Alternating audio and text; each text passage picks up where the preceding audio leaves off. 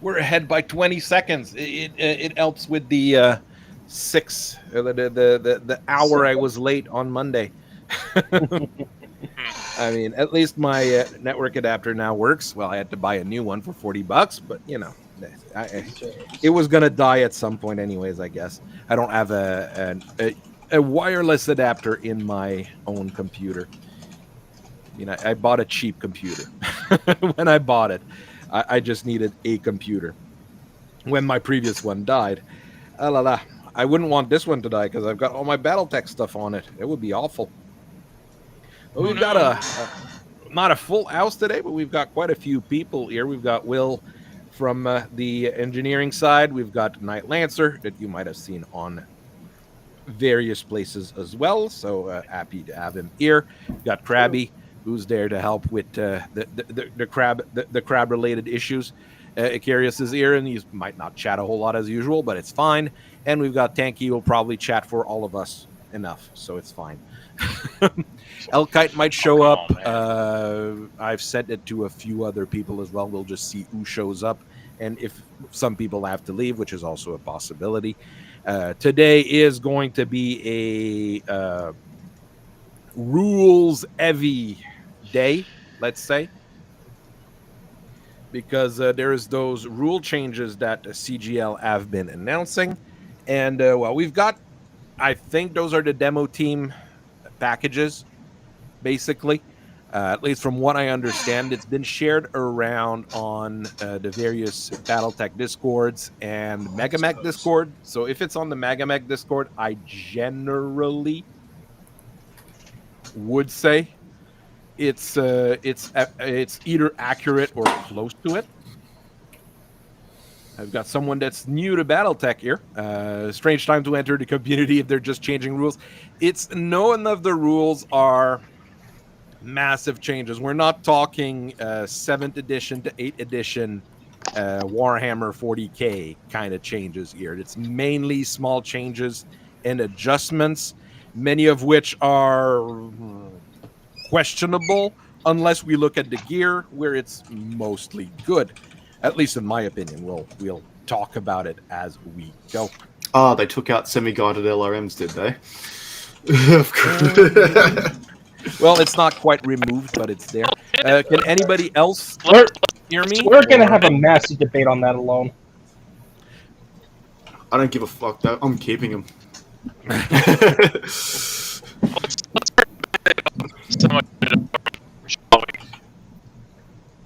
Whoa, you are breaking up bad again. Yeah, whoa. You are blitzed.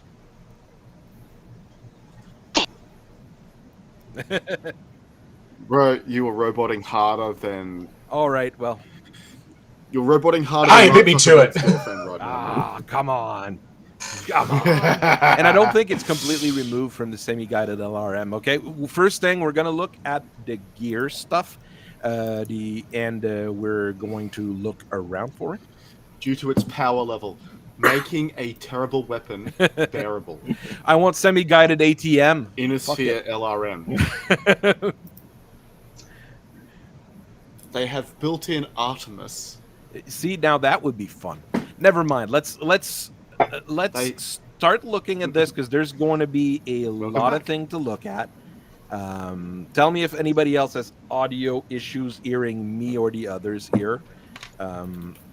There's some of the gear here that we're going to talk about that you might not know if you're just, either starting in Battletech like Jared, or if you're a Grongard that only plays 3050, or even, earlier than that. Or if you're someone who just plays for fun, a lot of the gear here might not be things you're very used to. It's a lot of changes to gear that is not the most popular. Somebody just asked what the good tag is, and tag still removes the penalty for indirect fire and allows you to spot and fire at the same turn without you having penalties on top of the penalties. I mean, there are advantages to tags already. They're just very limited, and I don't think it is worth I stand by my statement that the Innisphere LRMs need it. With a minimum range band only 1 hex shorter than their short range, they've got one range that has no penalty to hit. Yeah, they deserve. I mean, this. let's start looking from should the be top here. standard. There's stuff that they're wanting to remove. When they say delete from Battletech manual list, that doesn't mean the equipment is completely removed, at least not from my understanding. Battletech manual is your core rule book, right? The death by inches. So since it's your core rule book, it means that there's still tactical operations, there's still strategic operations. So some of those gear that are removed there might show up in the other books. Does that make sense? And Total Warfare as well, because from what I'm understanding, this is just an update to the Battletech manual, which already had battlefield support rules in it instead of full-blown infantry and vehicle rules. So I don't think the vehicles and the infantry are going 100% away. The document, Mr. Silent Mouse, is floating around various discords. I've shared one with Night Lancer here from my personal Google Drive. It is on my own server. Like I said, it's the kind of thing that's floating around. It's not official. And I think that's the demo team stuff from there. So it is probably not stuff CGL wanted released to the general public yet, because they've got a document already that they're sharing with fancier images, with actual images and editing, actually. That is just some of those rules. Hey, so it's Prof, not... Yeah. Can I get a link to this for people who want to watch? I got some friends who might want to join, who might want to watch this. What do you mean? A link to the stream? A link to the stream. YouTubes. Oh, Let's okay. go to the YouTubes. Cubes of you. The YouTubes. I do not like this stealth system. They're not being removed. They're being added. on bullet point from 2. On bullet point 2, it says the following gear is added. Oh, that's added. Never mind. Yeah, sorry. I saw that after you said that. We'll go one point at a time, okay, guys? One point Let's at a try time. not to jump around too much. Flail, a terrible weapon to begin with. They're saying it's unsalvageable, which is... They could just They would need to make it a lot better. But I mean, maybe they're fans. Maybe they're fans of Shadversity. And they watched his video on the flail. And that would explain everything. Maybe they're fans of the... No, they're probably fans right of now, you just hold like normal for hit location support.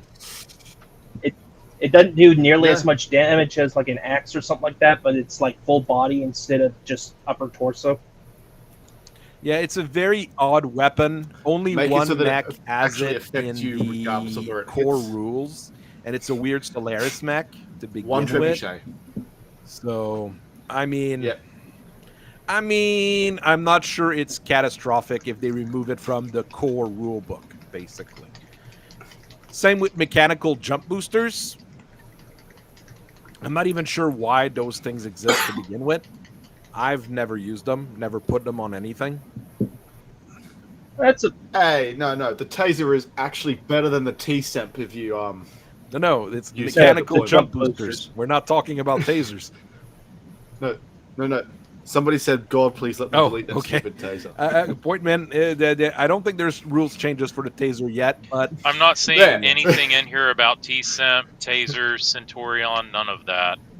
All of this really weird stuff. But I think that's not in Battletech manual as of now, anyways. That might all be tactical operations.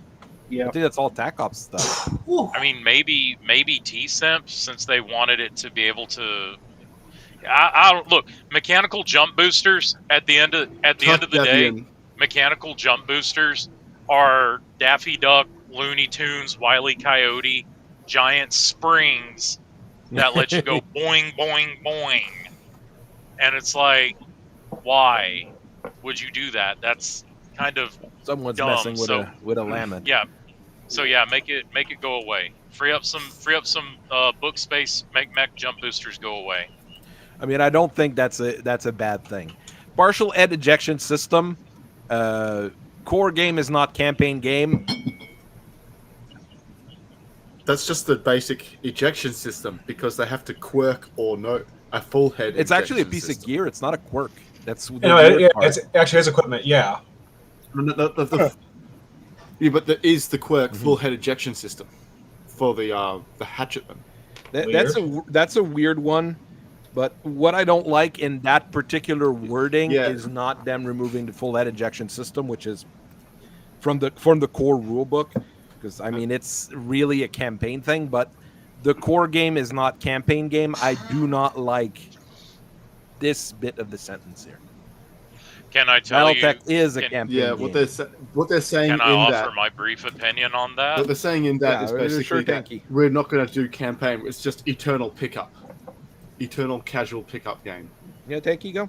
Not great. All I wanted to say about that line right there is that, but also here lately, like I'm looking at games like Trench Crusade, Flames of Orion, a ton of these new this is going to be the Warhammer killer, this is going to be the Battletech killer type games, and so many of them offer you the base game, but then go on to say, oh, but play it in the campaign setting, and then you get all these extra rules and all this stuff. No, I don't want to do that. Sometimes I do just want to be playing a pickup game. Like, not everyone has time or the group to sit there and do extended campaign games. And if you're talking about having a active group, like, no, we're not doing Warhammer Crusade type stuff. We're not doing extended campaigns, man. We're just trying to play giant robots. We don't need campaign level stuff. This angers the Hellkite. Just pickups. But honestly, Battletech has always been more... Okay, cool. All that case and XL engine shit can be done away with too then, because if we don't need campaign to be worried about, we don't need to have shitty things that are in place but are justified because campaigns exist. The problem is that Battletech was XL engines can stay because they make the mech lighter and able to carry more weapons. And XL engines. The case and XL engines. I said case and XL engines. Well, yeah. I mean, it's a lot of weird. It's a lot of weird Give things. Me and a Mauler one with thing another I've tongue. Battletech has always been an RPG with war game element, at least in my head, more than anything I can see else. that. Yes, I've thought that too. So, and it's perfect in that way. I don't know. We've both, you and I, Haitian, we have both played and run campaigns with such things. It's not that bad. It's how it should be. It makes a lot of the things that we've got in this game, in this setting, actually make sense, as opposed to the eternal 40k diaspora that needs it to be casualized and casualized. Well, it's a mix of thing with 40k. It's things be either complicated. casualized or focused only on tournaments. So that's really that's one of the reasons I got out of it, because that's the same thing on video game terms that what killed Overwatch for me was the overemphasis on competitive. And the game gets the balance gets skewed and rewritten for competitive and screws the casual player over. Make it competitive. Yeah, make it competitive, but also let's make it really, really hard to stay on top rather than make multiple options viable. Because game balance is hard, and we would have to actually use more than 3 play testers per edition. Gear that is added to the Battle Mech manual. That's actually the bit that I find a bit interesting, because that means that this stuff would be added to the core rules. Some of it I find weird, but... Well, I guess my final point is this. There's nothing wrong with campaign level play. I'm down with campaign level play. But sometimes you just want to pick up and go. Right. And if you're going to pick up and go, why do you need something that is not going to affect the tactical scope of the game? Like putting ubiquitous and rugged and those type of quirks on a mech. It's like, okay, cool. Well, I guess after this pickup game, my mechs will be easy to repair. Like, okay, a lot of good that did me. I mean, they're not even talking about quirks in all of the things that they're doing. I'm just making an example about campaign and pick it's them a up thing and that whatnot. came up in my head as I was thinking about those rules. They're not talking about quirks anywhere, which is sad and kind of expected in a way.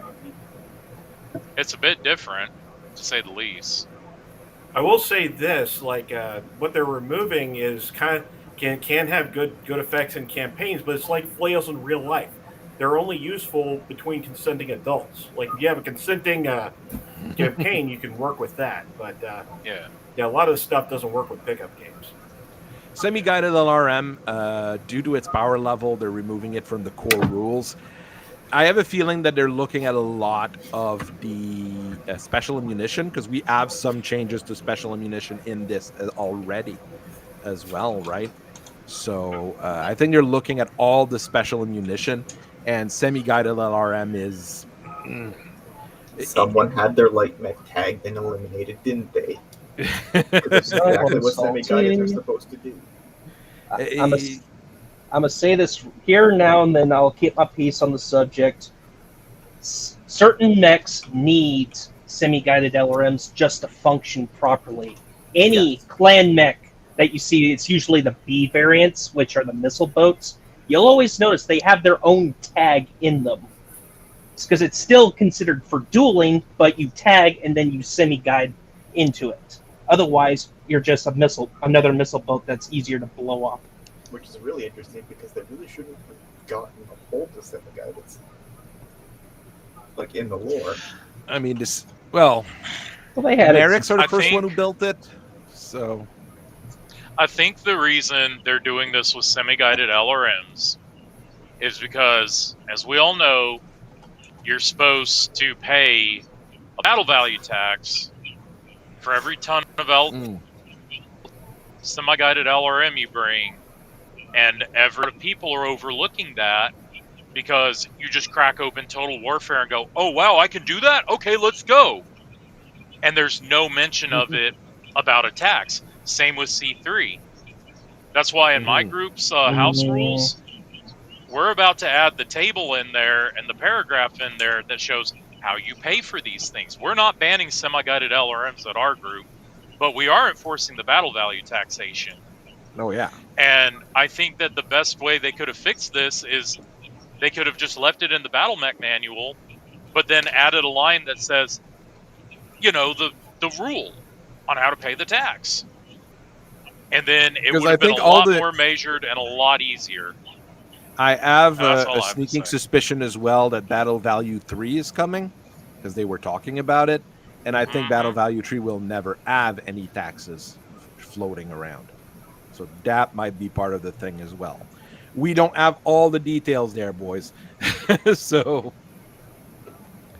I mean, they're semi-guided LRMs are really good. Let's face it. They're the same.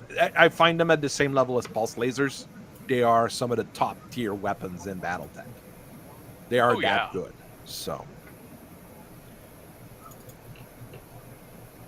the gear that's added to the Battle Mech manual, advanced point defense system that barely anybody use. Some of the fancy armors that are rarer, which is okay. The artillery cannon, I don't even remember what that is, to be quite honest. I know that's a MechWarrior 5, but I couldn't tell you off the top of my head. It's been a minute. It's basically, instead of firing in map sheets, you're firing in normal range bands. No. Yeah, you're still targeting a hex, and it's still area effect damage. It's basically a lighter version of the artillery with a cut barrel, basically. It's basically a snub artillery.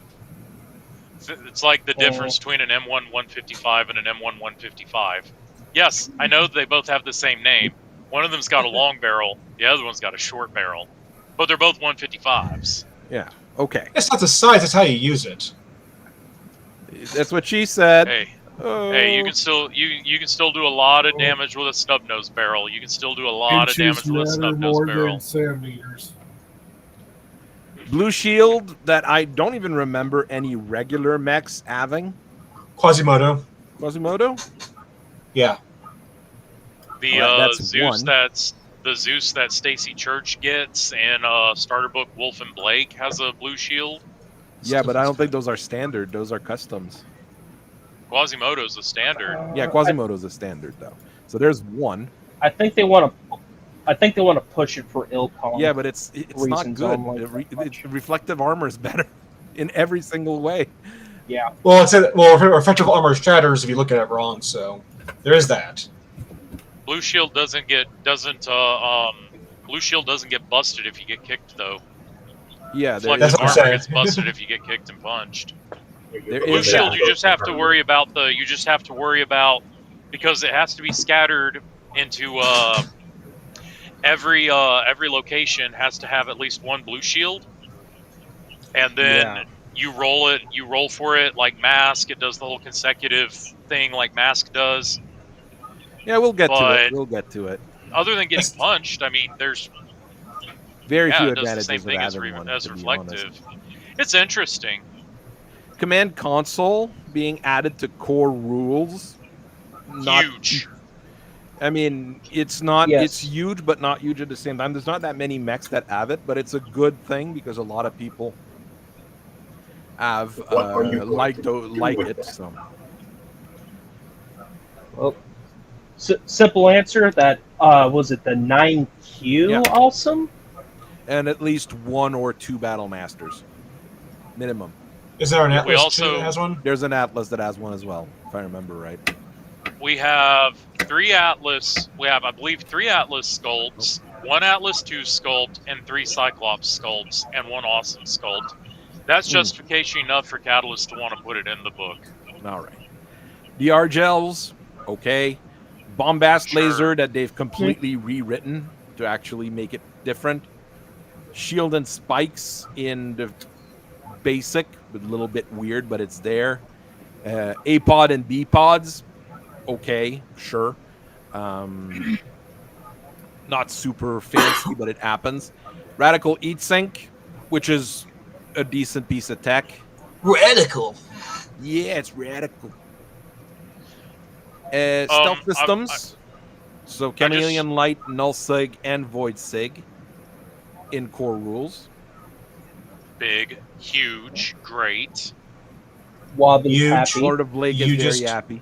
Yes. The Soy Society is also happy. Starlink's happy. Everybody's actually, Clan Novacat is happy. Look at the Desgra White. It has 2. It has Chameleon and Null. It has 2 of these equipments on it. So Novacats are also happy. They're just happy because they're on drugs. No, Novacats are always happy. That's true. We just burn incense and we burn incense and sage, and we look at our healing crystals and listen to that Nepo baby on TikTok and feel positive energy to get visions. That's what we do. I didn't know incense came in bongs. No, it's Novacat, so it'd be the cheddar one. Except for the incident where the Novacat Sakon had a nightmare and broke up with her Smoke Jaguar boyfriend because... Bro, if you've never had a nightmare and broken up with your girlfriend over it, you ain't real. I'm sorry, that's just how it is. On a real note, though, I want to go back to under pods. They said no full rules infantry will be in the core book, but I want to avoid splitting usable mech equipment up over multiple books as much as possible, and will also likely add battlefield support scale rules for these as well that are relevant to the battlefield support infantry that will be in core.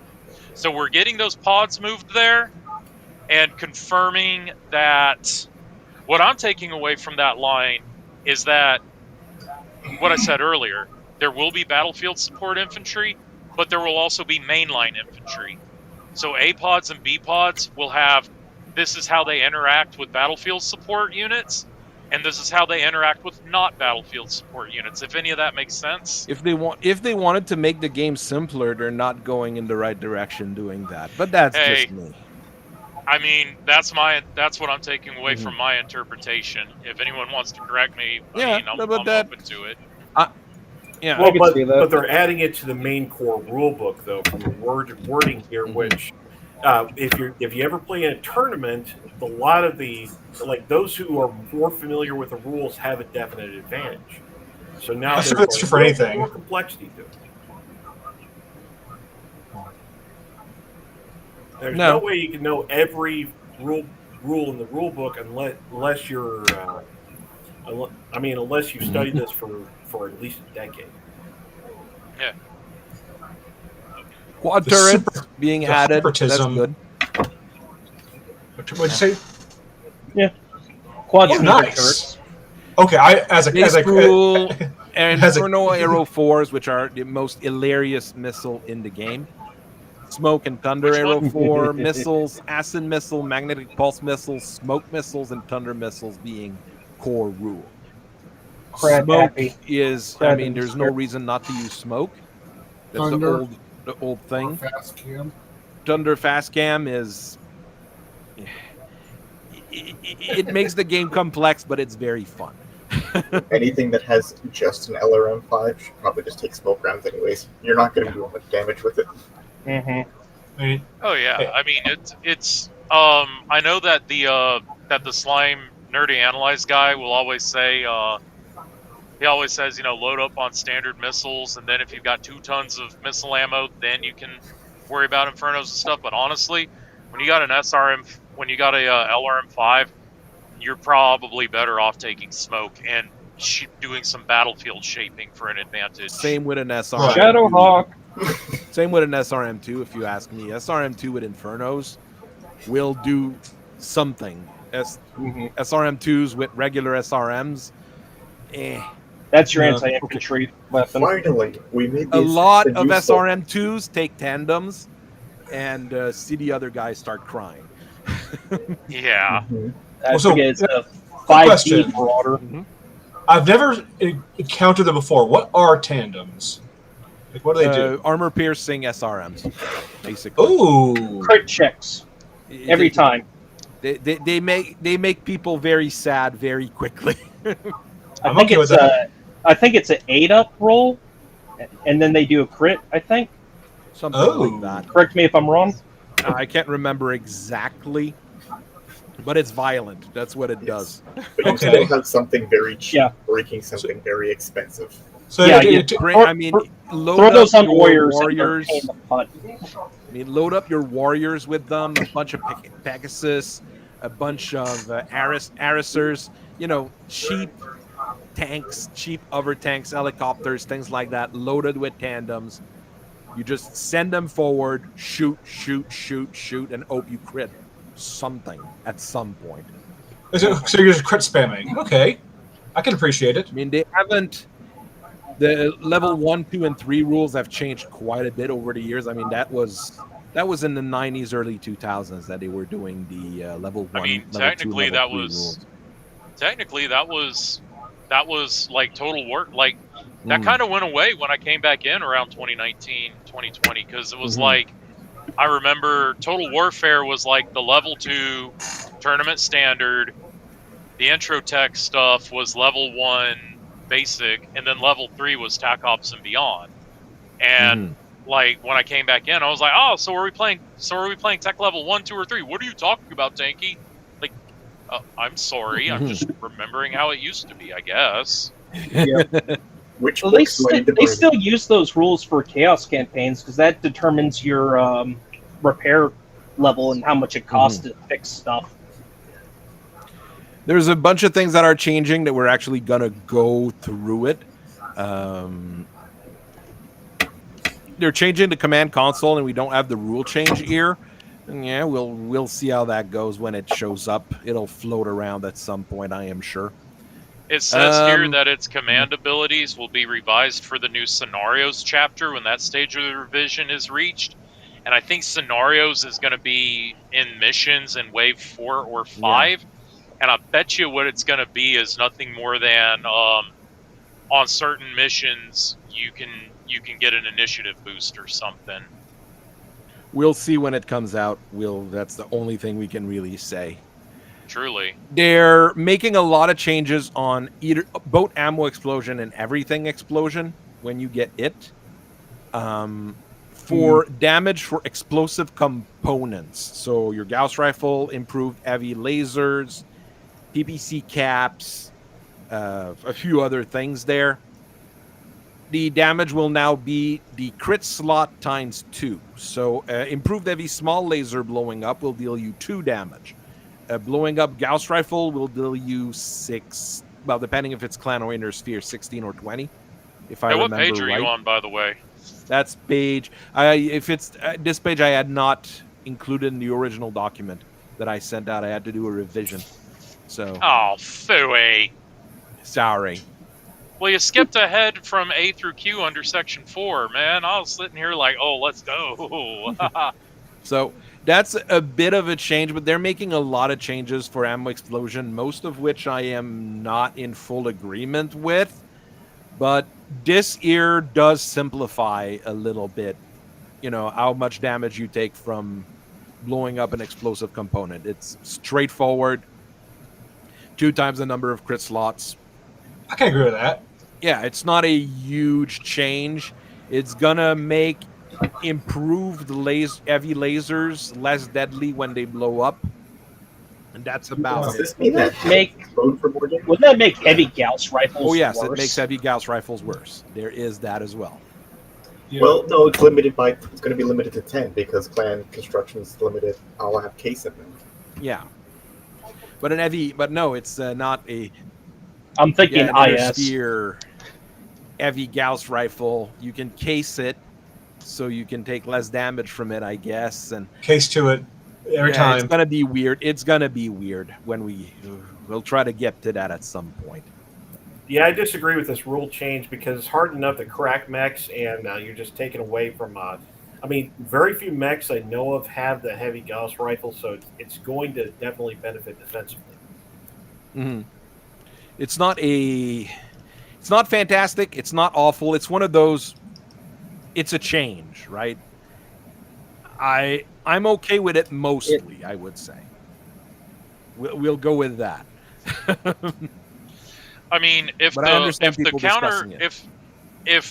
trade-off is that heavy Gauss rifles no longer have to do a PSR to stand up after you shoot it, like that might be a fair trade.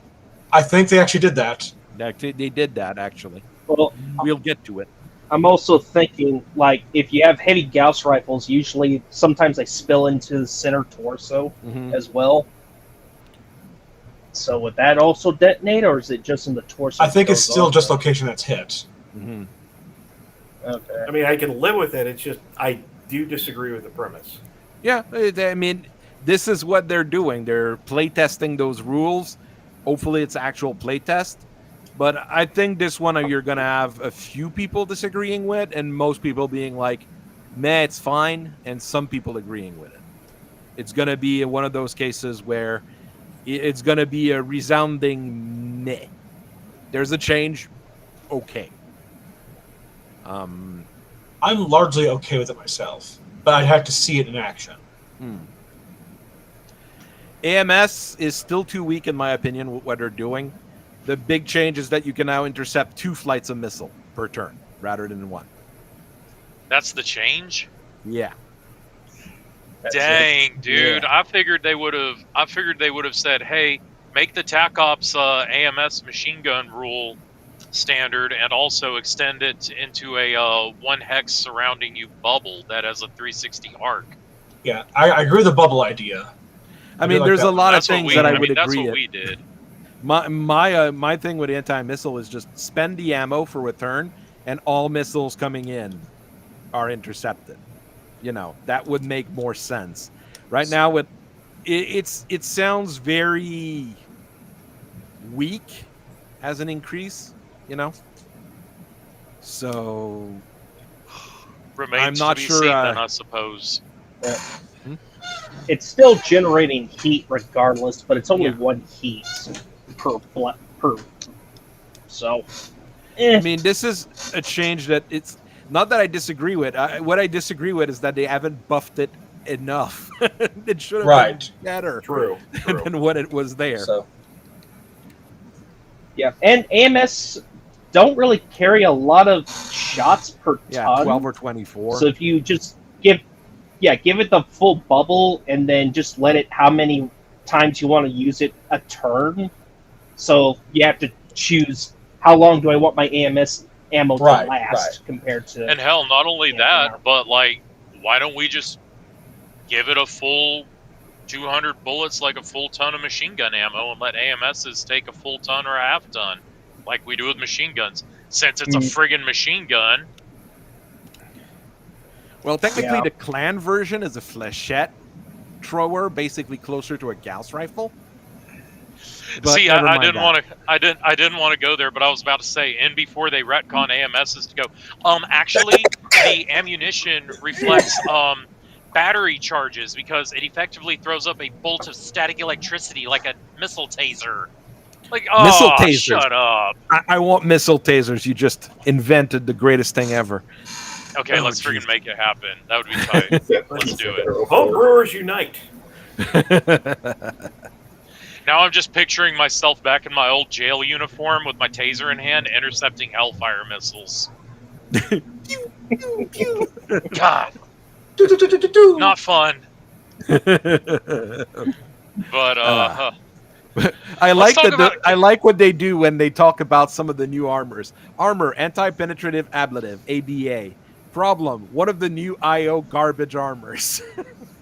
A lot of armors are listed. A lot of armors as listed as IO garbage armors. Yes.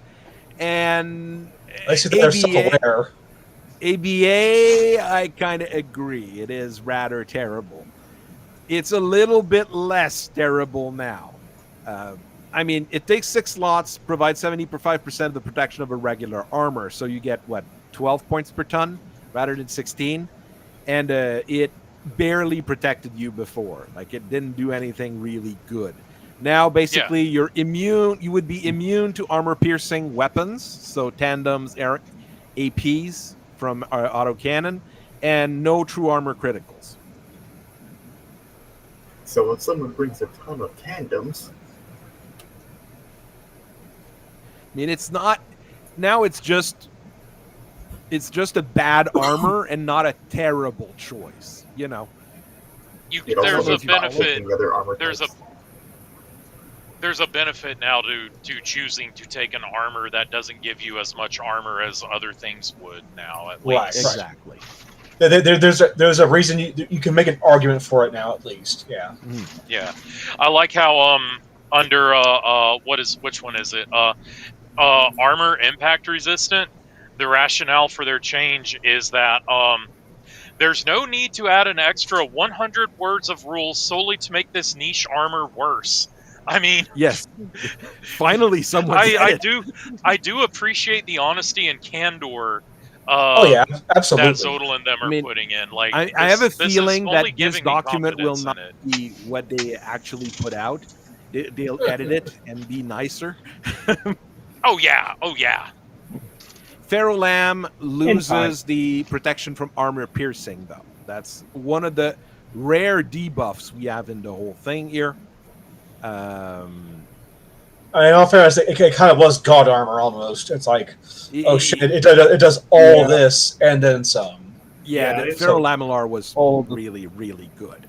It's like, what's the downside? What is actually the downside to me running Pharaoh Lamellar armor on my custom mech? Well, really, only the Snow Ravens use it. Okay, so what's the what's stopping me from using it? The narrative. Okay, I don't care. What's up, Snow Ravens are already awesome. They don't need that to be so totally awesome. But it almost seems like they're taking a page out of Clicky Tech here, because they're going from, with the Ferro Laminar, that's almost like heavy armor. We already got hardened armor. And just scanning through a lot of, just by buffing the reflective and reactive armor, you had rules for that within Clicky Tech. So it's almost like they're trying to match that up. Not a bad idea.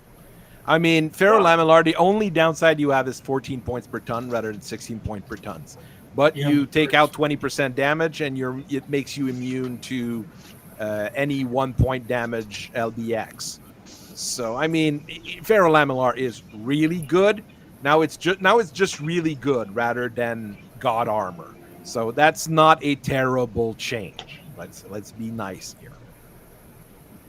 Eat dissipating, which is the worst armor in the game, bar none. Okay, now gives total immunity to EAT effect and EAT causing weapon damage. Hey, Liao, fuck you. Yeah, it's now a Liao fuck you armor. But I mean, so it does what's on the 10. Yeah. Say, oh, you brought a Scorcher? Hans David would like to know your location. But I mean, it's plasma weapons, flamers, infernos, and other external sources, so you can run through fire. That's fun.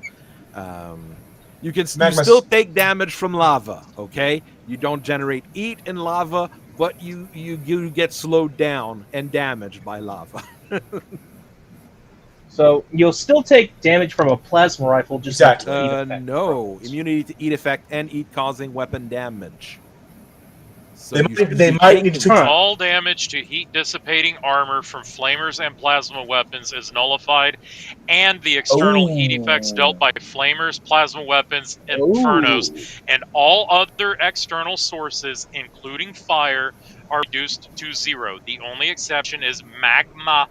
The heat generated by magma is nullified, but not the damage, and a mech with this armor can still become bogged down in magma. So this is a good-ass armor. Well, this is a good-ass armor, you understand? Well, it's good. Put that on tanks. Well, tanks is going to be fantastic, basically. Yeah, you know. But I mean, you only get 10 points of armor a ton, if I remember right. Hey, Tanky says thanks for bringing up tanks, because Tanky got to say something about tanks. All these rules that are applying to the armors and weapons that tanks can carry are going to carry over to tanks as well. But the problem is, tanks are now cards, not actual units. You have to remember that as well. If you're playing within the Battle Mech manual. Yeah. But no, EAT dissipating with this on tanks will be good. On mechs will still be armor. You know, I can't even think of a mech with EAT dissipating armor off the top of my head to begin with. And it's not something that I would re-armor someone with, unless you're telling me, yeah, I'm going to fight Aus Liao exclusively. Yeah, sure, maybe. as I said, some of the front reach. Go ahead. On Mustafar. Oh, you need and laser heat sinks. There you go. As I say, as a citizen of the front reach, I'm going to need to take a look at that heat dissipating armor now, because right there. There are 5 mechs that I can see off the top of my head that have heat dissipating. One's a catapult, a ebony, a striker, that weird Liao mech I can never pronounce with the axe, and a Warhammer 2C. T-Sig? Oh, that is an odd plasma rifle fetishes. Yeah, the plasma rifle fetishist will not like those changes, but well, the thing is, let's not go there. Well, I do like the plasma rifle a lot. Yeah. Half of also, he's the one who turned me on to plasma rifles because I'm still okay with the change. Literally, 4 of those inner sphere mechs, they're all on the Liao list, so they're protecting against themselves. Well, that's normal for Liao. You don't want to get shot back in the back. This tells me that Mike Stackpole is still in the fight, and he's still in here protecting Liao. Impact resistance, delete the +1 modifier to all breaches as well as the entire second paragraph, applying a +1 to crit check if the weapon is struck by AP weapons. Basically, like you said, Tanky, they don't want to add an extra 100 worlds of rules for something that is just going to make the armor worse. I mean, now it reduces the damage from melee attacks. It's 14 points per ton for 10 slots. It's decent. It's not as good as Ferrolamellar, but if you're a Solaris jock, buy that. If you're a Solaris jock, this is going to be great because impact resistant. Oh yeah. Right now it just divides all damage from impacts in half and fall damage in half. But my Charger. Oh, yeah. The CGR-FAF. No, my custom one. The CGR-FAFO. The slam with the lance and the sword. He's impact resistant armor, absolutely. I'll put that on. This is not bad. It basically turns a garbage armor into a usable armor. Let's go with that, right? Laser reflective is debuffed. They remove the it used to reduce heat effect from weapons. Now it doesn't. So, I mean, laser reflective was already one of the best armors in the game, so not a huge change. Still not a fan of a breaking panes of glass myself. What? No, laser reflective is pretty good, and it surprises people when they're not used to it. They start shooting on a laser reflective mech, and they're like, "Why are you not going down?" Well, everything you're shooting at me deals half damage, so yeah. Reactive, another armor type that's not common, but I like it. It gets even sillier when you realize laser reflective and blue shield stack. The half your half. Sorry, your PPC. Well, just on PPCs. Not my problem. Oh no. Yeah, it stacks against PPC. I'm sorry, your clan ER large laser now an intersphere medium laser. Oh, and your fucking clan, your clan PPCs are small lasers now. Yeah, with better range. Reactive armor loses its protection to armor piercing. Fine, they want to make armors different. But I mean, reactive already reduces the damage from all missiles and aft. But one thing you have to notice if you read through this, if tandem charge missiles are kept,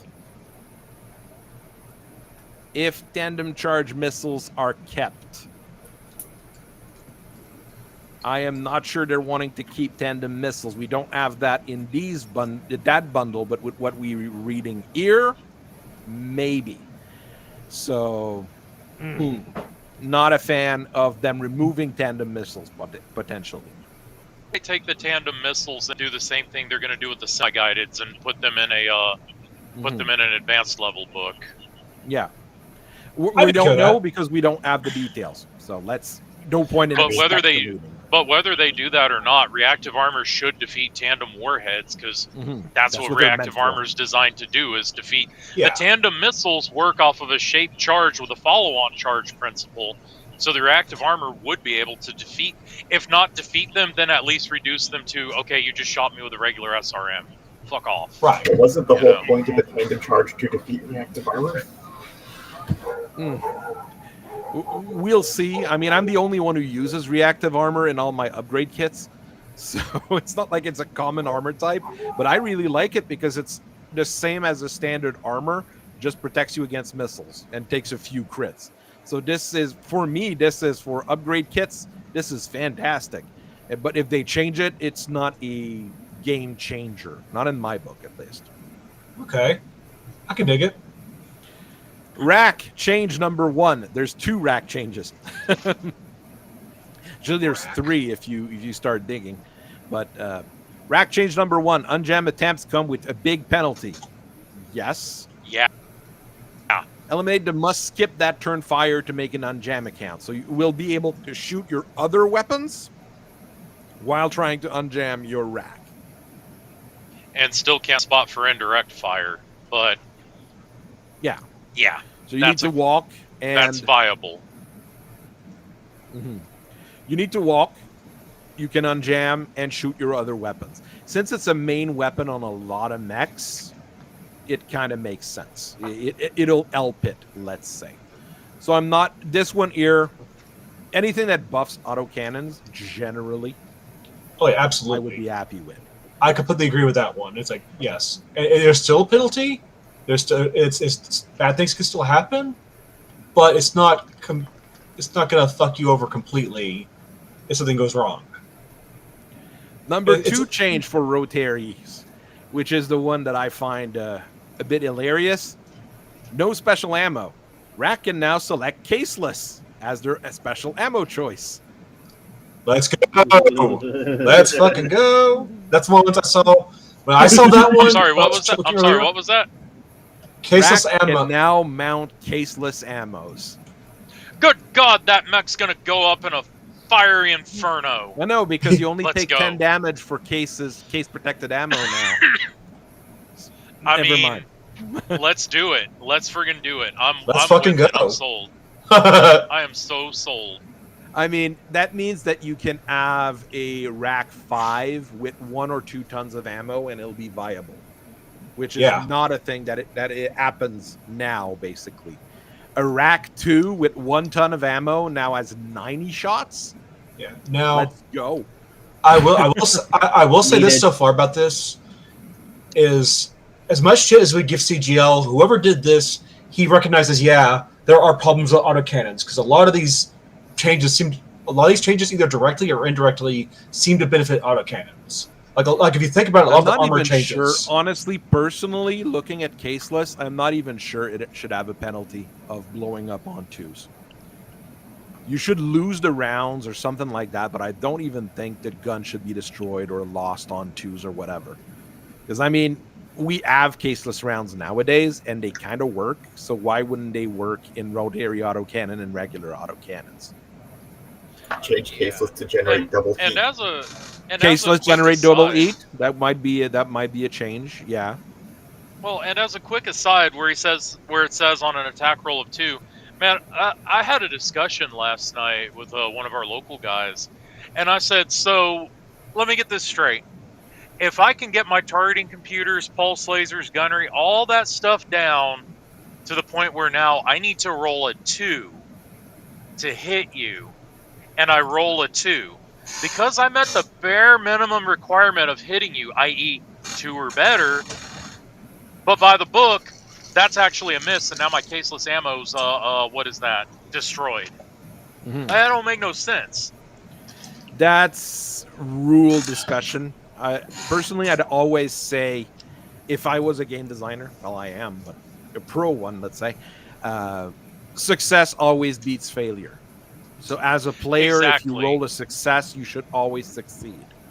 The failure should always be like if it really fails. It's a game design kind of thing. Exactly, and that's also such a niche. This is a niche problem to have, but it's a niche enough problem that it's a problem enough niche that it needs to be ironed out. But anyway, let's move on. Ultra autocannon. Delete the ultra autocannon jamming rules altogether. The Novacat Charlie and the Kraken is finally a viable option. Let's fucking go! Daka! Woo! Daka! I agree with Gore on the chat. Yeah, he just blows up. If you roll a 2 potential crit roll, that would be better than 2 the gun blows up. I'd be okay with that. I'll accept that. I'll accept that as well. Annihilator C, here we come. Listen to this chat. Listen to this stream. We're having good ideas, and the people in the people in the chat are good ideas. If I'm not mistaken, Annihilator C is quad ultra. Yeah, 10. there's a lot of mechs. Go! There's a lot of mechs that will greatly benefit from this. Yes, quad ultra 10s and 4. I mean, even something as small as a fucking Sentinel is going to benefit from that. Yeah, because when last time that Lancer was here, I did that little demo game here, and the Sentinel, like turn 2, it's gun jam. Right. So and it's a higher damage output for it too. Guys, did we just make certain Jaeger mech variants viable now?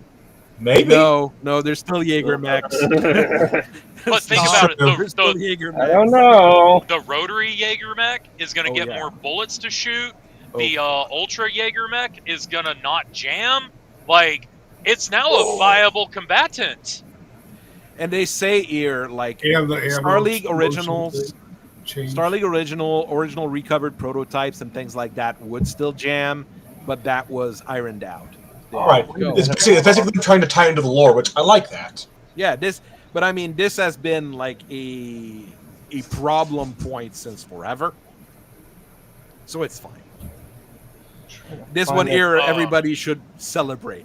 Oh, aren't there like what is it? Ultra. The partisans. Isn't there like partisans that are like dual or quad 2 AC, Ultras 2 as well. Ultra 5, 2 Ultra 2s, if I remember right. Must be Check this- thinking of like check some of this the out. C3 ones. Check I think this that's out. the Though C3. I the- think that's the C3 one, 2 Ultra 5, 2 Ultra 2s for the Partisan. I'd have to double check. I don't remember off the top of my head there. Paragraph 2, I mean, the rationale behind removing the autocannon jamming rules is like airtight, but check out paragraph 2. Though the frustration of UACs having to use the 2 column on the cluster hits table is often mentioned, only a less than 40% chance of a second hit. Improving the odds of UACs scoring with their second shot in any way increases the average damage, and so winds up making all other non-ultras worse by comparison, which we want to avoid. So we're still rolling on the 2 column, so there's still a chance we're only going to land 1 hit, but it can't jam. But going back to paragraph 1, I can now fire the weapon in double tap mode for 10 turns and not hit that 25% chance of jamming. Yeah. Let's do it. Honestly, if you had to roll twice, I mean, it would make the ultra autocannon better compared to all the others by comparison, but the autocannons would still not be a great weapon outside of the rack ones, in my opinion. So and also consider this: the TAC Ops rules for letting standard autocannons double tap is still on the table. It's just now because that was already punishing. You know what I mean? Using the double tap standard autocannon rule was already punishing, but now it's like, well, if you wanted to double tap your autocannon, you should have just brought an ultra. I don't know what to tell you, bro. Rack Marauder just got better. True. The Rack Marauder just got better. The Rack Marauder. Ooh, the Rakshasha. The Rakshasha. Oh god, that doesn't exist. The Rakshasha doesn't exist. It can't hurt me. Blue Shield, no changes. They're just basically just fixing up the ruling on it. Now it's written, so fine. C3 is a huge change and a huge thing, basically. There's a lot of changes. Binary design makes the item either powerful or 100% useless. Well, it is useless in many, many cases because you need to bring that C3 master if it's not a C3I. But line of sight paragraph, delete. C3s don't require line of sight. They just work now, which is better. Well, it says a unit with C3 would once again require LOS to the target to spot for its network. So your C3 spotter has to have line of sight on the Rack Rifleman, but the rest of the lance doesn't in order to get that targeting data. Fuck. I could use this lament. There's big holes in it. Oops. Fuck. Yeah. I mean, it's just changes to make it less swingy, like they said. I don't see any major changes on it. And they're standardizing thing, they're doing thing, ECM fields. I mean, it's... I don't understand. Hey, I don't understand line Bravo. What does that mean? Rework C3 so that it applies a bonus equivalent to the range. That's rule lawyering. Basically, this is because you might not always get the same target modifier bonus instead of being an all or nothing.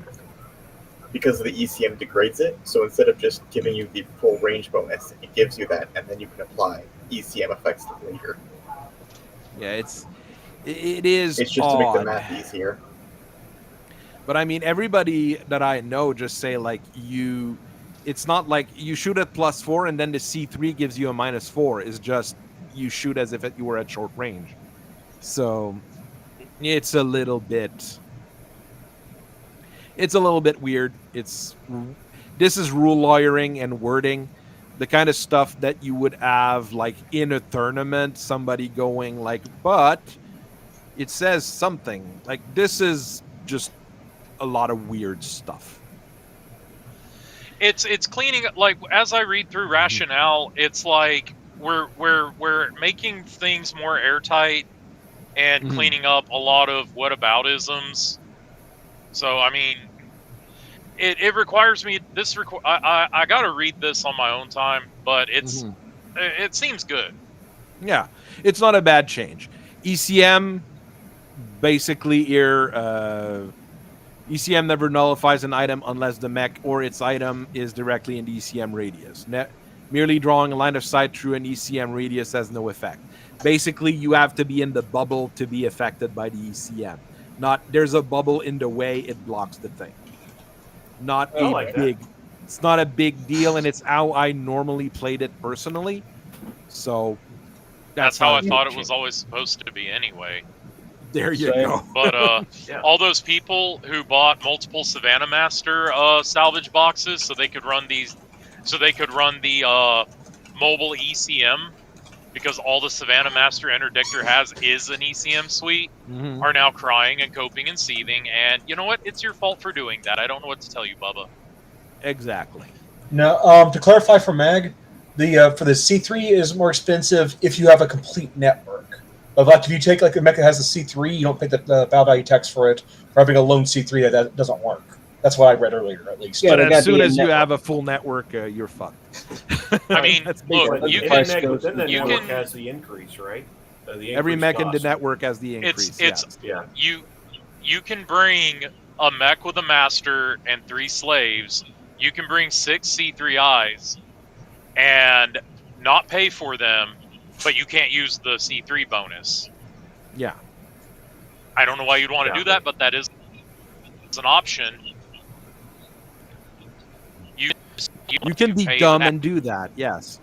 Now, which is now going to be the cost is going to be replaced with a BV modifier of 1.3, and if you have boosted C3, the multiplier at 1.35. Rationale is because it costs anywhere from 10 to 60. It's very punishing, especially when you incorporate tag and a semi-guided, because C3 masters have tag as well. So it can get real. He's not exaggerating with 60% of your forces tied up in C3. He's not exaggerating. No. I have not taken a C3 force under 8,000 BV ever. I don't think it's even possible unless you're bringing just lights or something. But then you have to have a master. Wait till you're on battle the receiving end of a Komodo.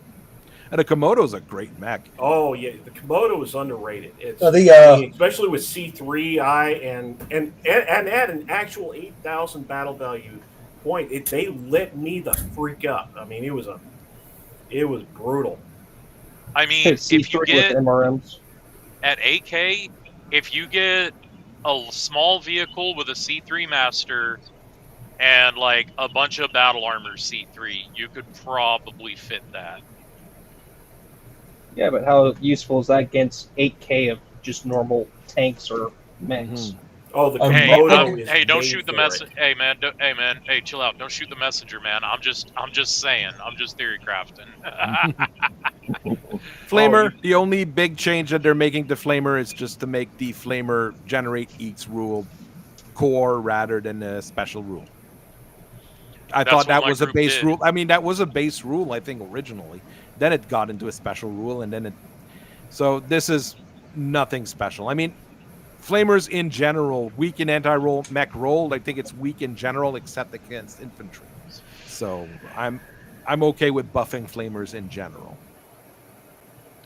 Heavy and improved Heavy Gauss delete the PSR required due to firing.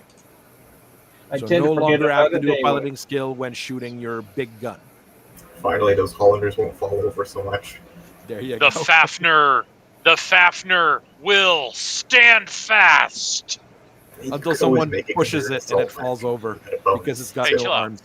It's the Hollander that's always going to knock itself over. The Hollanders always knock themselves over, but it's okay. It's a Hollander. So. And you need to. Hey, isn't there a hunchback with a heavy Gauss? Yes. There's a few mechs with heavy Gauss. There's a Cyclops. There's a Highlander. I mean, they float around. They will stand. Well, I mean, like it. Let's go. I mean, this is a basic change, and I think everybody kind of agrees with it. Gyro, heavy duty, problem, completely redundant item. I've said that in many, many videos, so that's okay. They're changing it completely. They're basically rewriting heavy duty gyro from what it was before, because a compact armor gyro was better 100% of the time. There you go. So now the heavy duty gyro, you basically need to destroy the entire gyro for the mech to not have a gyro anymore. It's a +1 modifier per it, and you need to take as many it as you've got crits. So yeah, this will make the heavy duty gyro a little bit, actually a whole lot more better, basically. Okay. Because right now heavy duty gyros are just pointless, so this makes them better. So mechs like the Vanquisher, but has the video come out for the Vanquisher yet? I know I recorded it.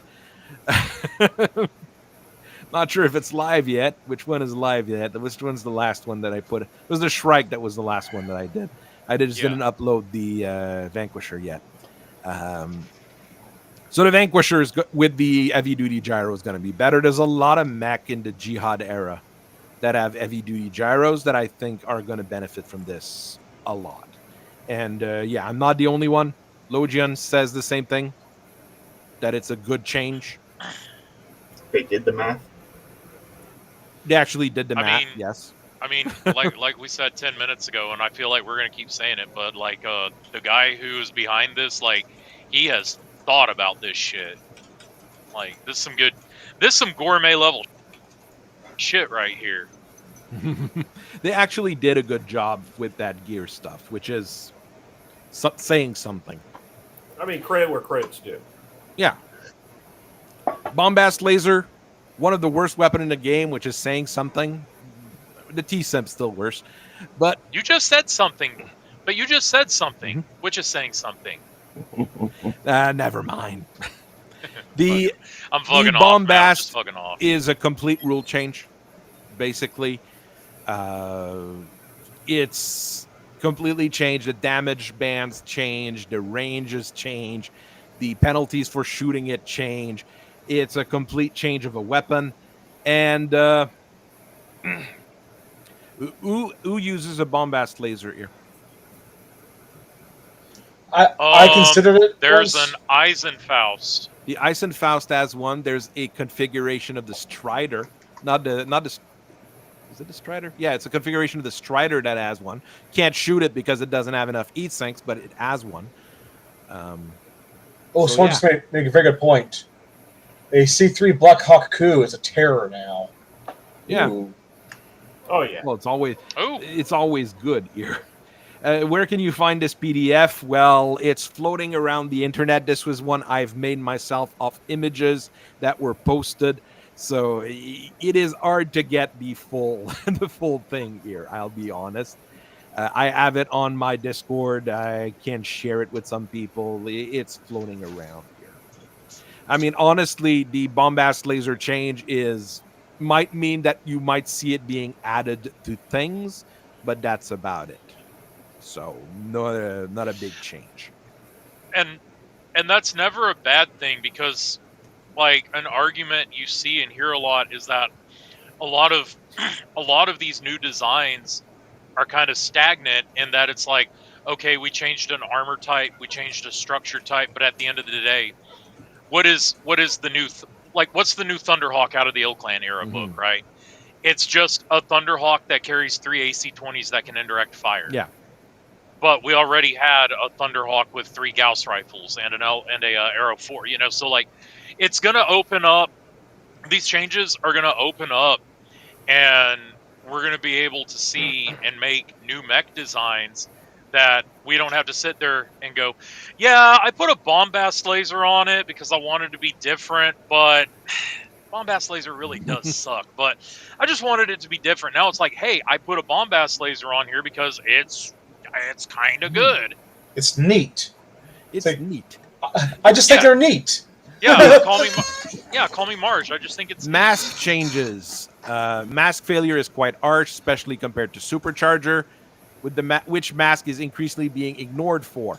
That's your own damn problem, because you're the ones who've put Supercharger on everything, CGL. It's not us. Well, I'm a fan of swapping MASC for Supercharger myself, so. Yeah, but this is a huge change, actually. So Oh, when the activation failure triggers, basically, you have a chance to get a critical hit in the leg. That's much, much better. Especially for how much heavier MASC is. So that's in the fact, going from a guaranteed CT damage to a potential crit in the leg, that's, yeah. I wonder how that works with the reinforced structure.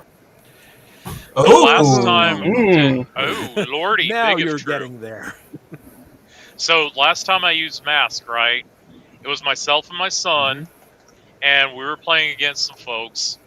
He had the cataphract, right? Cataphract with MASC, and I said, "Okay, buddy, you're gonna roll for MASC now. This is gonna make us move faster. Don't roll a 2." He proceeded to roll a 3. No, he proceeded to roll a 3, but it was turn 1, and I looked at him and I said, "Son, if this dice had been off by 1, you would have been stuck there the rest of the game. But then I wouldn't have been able to shoot anybody. Don't let that happen again." I mean, that is a pretty good chance, and MASC can still blow up ammunition in the legs. However, for all those Targe fan out there, there's no Targe fans. Don't say that. But I mean, it means that your critical hit in the leg can hit your the standard double eat sink that you stuck there because you're a clanner, right? Did they really just say there are no Targe fans? There are no Targe fans. Son of a bitch! What? Do we have a Targe fan here? That was my first video. Was on the Targe. Does it mean we like? Yeah, that doesn't mean we like it. Well, I like it. Okay, well, we've got a Targe fan. There we go. Yeah. The fandom is saved. Oh my gosh! I mean, Targe is one of those mechs I have a very hard time loving. Okay. What is a Targe? Oof. Trash. I have a video. I know. Hey, look at me. I know a thing or two about trash. Trash. Garbage. I mean, it's crap. I mean, go to Night Lancer's channel and watch his video. There you go. You'll know what a Targe is. So basically, it might not be one that I do very soon, anyways. Sorry. Yeah, there's only like one variant of it, isn't it? Three, I think. 2 variants. There are 3. There are 3. Jeez. It's only the 2 end. Okay, it's a striker. It's not designed to fight other mechs. It's designed to get in fast, shoot a scout or 2, and then kill the logistics and move out. For that, it's a great mech.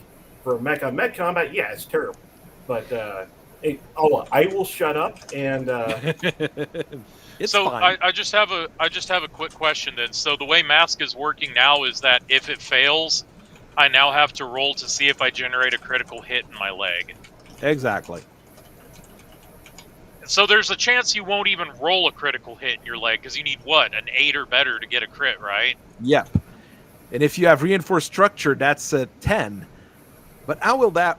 We'll get to that bridge when we'll cross it. But I mean, otherwise, I like it. I like it. It means that MASC is now much better than the supercharger. Yeah. In every single way, because the supercharger, if it fails, the supercharger blows up and you take an engine hit. Unless you're Elkite and you armored your supercharger. Well, it still has an advantage that it's much lighter too. So. Yeah, the supercharger was pretty darn good. Now with this, the MASC will come back to being the better of the speed boost options, I guess. To a degree. As I hit that dead zone, I kind of skipped ahead a little bit. Let's go, because there's some cool stuff coming up. Missile, advanced tactical.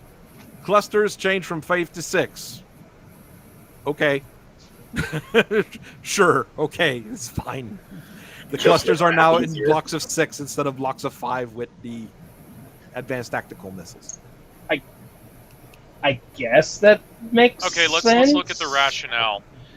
That ATM HE ammo deals damage in groups of 3, but as a cluster size of 5, has been confusing people for as long as these missiles have existed. I never even thought about you. There's nothing sacred about the 5-point cluster size, and so no reason to not use a more intuitive size that works cleanly with the damage these weapons deal. I always thought HE ammo dealt damage per missile and not per clusters. Yeah, I thought HE bullets were resolved like an SRM, i.e. individual missiles splattering. Yeah, and make more sense if they were going to cluster, they should be clusters of 3 since it is a 3-base weapon. Yeah. I've been doing ATM. I guess I've been doing ATMs wrong this whole time, ATN. I think everybody's been doing ATM wrong. I think we've all been doing cluster damage wrong. I think everybody's been playing ATM wrong. Guys, what if the reason there's so much infighting in the Battletech community about the rules, about these rules changes, isn't because the rules themselves are changing, but rather because everyone's been playing the rules differently for 40 years? That's true. That is entirely true. What if this 40 years of doing ATMs wrong? What if these rules are in fact truly the friends we made along the way? Yeah. We gotta do homework tonight, gents. People listening, we gotta do homework tonight. We gotta reread ATMs. Missile extended LRM, another one of the worst weapons in the game. And that's deletes the BMM game rules entirely. Okay. The rule about having the cluster its column result within minimum range. Allow the weapon to use Artemis. I mean, this makes them just bad. Now they're not terrible. They're just bad. Wait, am I thinking about a different LRM? These are the ones that have a shorter minimum range, isn't it? No, those are the ones that shoot like 42 range or something like that. Why were these ones bad? I liked these ones.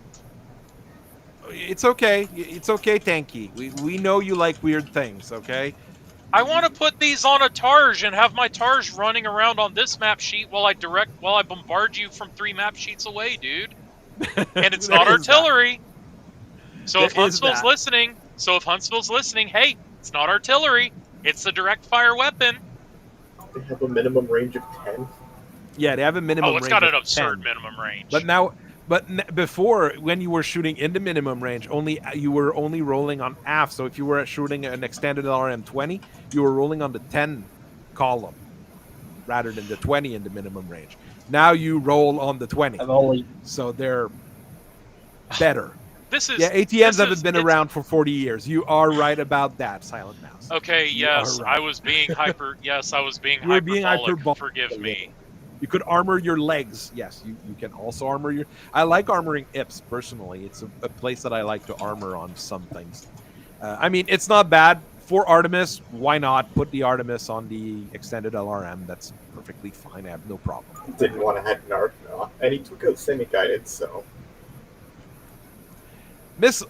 Semi-guided extended range LRM? Sign me up. That I would buy, like, truckloads of. Use Arrow 4 at that point. I thought we didn't want to. I thought we were trying to avoid playing Gundam Tech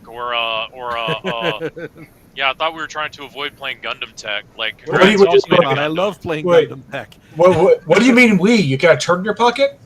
Yeah. Oh man, Missiles, no, dude, I like. Oh, this one here is going to have weird interactions, but. Missiles, medium range, lower rule, disconnect, eliminate the +1 to it penalty, and then apply a -1 cluster it penalty. So basically, you have your Apollo built into every medium range missile launcher going forward. I am all for this. I mean, what does the Apollo do now? That's it. That's what they haven't. That's what they haven't put in there. I would just say the Apollo is like an Artemis. But I would assume. Why not? Well, it makes it. Well, I would assume that Apollo, since Apollo eliminated the +1 water table penalty. What's up? What was that? A Night Lancer? Oh, it means that medium-range missiles now bridge the gap between SRMs and LRMs completely. Because yes, you have the. I mean, you still only 1 damage per missile, but at the same time you get a little bit more range. And because before that, one of the main benefits was that you had more missiles over the course. You had more shots over the core for the amount of tonnage that it takes up, which is really only beneficial in campaigns. Because in most battles, you're not shooting enough to actually take full advantage of that. Mm-hmm. So, you know. It also means that we're not giving the 5/6 pilot a weapon that he's almost guaranteed to miss with. I mean, that means the urban neck with an MRM, it's a 30 that it has? I think it's a 30, is actually a good, one of the better 40. Urban neck now. I mean, also, the Black Watch may take an appearance. It also means certain Celestials in Network are going to be absolutely terrifying. The MRMs are there's an actually Archangel good now. with 2 MR. There's an Archangel with 2 MRM-40s. 2 MRM-40s. The Akuma, a lot of DCMS mechs, like you said, the Black Watch. Like, this is a viable weapon now. Before it was not quite. I dig it. You are entirely like I have never even at my height of building customs, I have never built a custom with MRMs. Why? Why would I? You build about 600 customs a day, Will. I like doing it. What can I say? What can I say? I like it. I mean, in my case, when I talk about refits and stuff, I mean, the big advantage of the MRMs is that you can literally slot it in where a SRM6 is. You can slot an MRM10 in, etc. Right. So for basic refits, now those MRM refits are going to be far more interesting, basically. And you know who has an MRM? The Tar. Who? The Tarj has an MRM. Yeah. Oh, wow. The Tarj is good now. So now I can run a stock charge, or I can put an extended LRM on the Tarj. Hey, look at what they're doing to Thunderbolt missiles next. This is awesome. Overly restricted. Allow Thunderbolt to use all standard special ammunition. Yes. Would that mean semi-guided? Thunderbolt, yes. Thunderbolt 20 SRM Inferno. Let's go. They'll have to. A slight rewarding is in the work. I'm not sure what they're gonna do. I mean, I'm perfectly okay with a Thunderbolt Inferno missile. An Inferno 20 Thunderbolt hitting someone and just be like, "Well, I'm cooking now. This is pleasant." This would mean that the one that I'm thinking here is semi-guided Thunderbolts. Semi-guided Thunderbolts. I don't think that would happen though, because Thunderbolts can't take. They're basically it's a big dumb missile, right? No. It's a modern standard guided missile. It's an Hellfire. It's small aeroform.